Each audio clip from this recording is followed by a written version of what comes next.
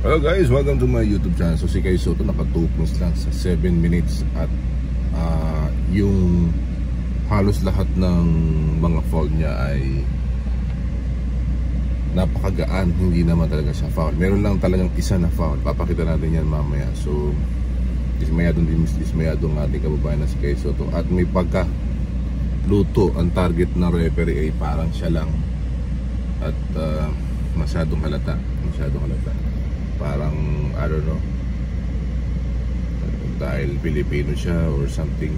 So meron something doon na napansin natin na talagang hindi tama. So good defense ang pinakita niya.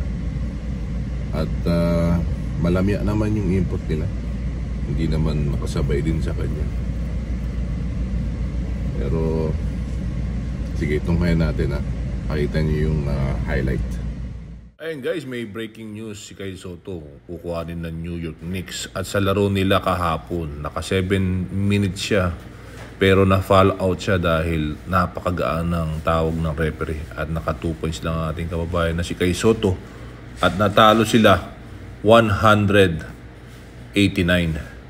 11 ang kalamangan at medyo gaang ng tawag sa ating kababayan na si Kay Soto. Pero kinumport siya ng kanyang kampe na Japanese. Pero nadismaya ang ating kababayan na si Kay Soto. Ayun, kitang-kita naman natin yung pagkadismaya. Kinukumport siya ng Japanese. Ito, tignan nyo, nakatayo lang yung kamay. Paano natin masabing foul yan?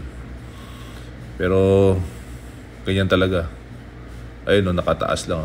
So napakagaang ang tawag ng referee. Pero may good news naman tayo, Kay Soto mapupunta na sa New York Knicks. Kaya abangan natin ang ating kababayan na si Kay Soto.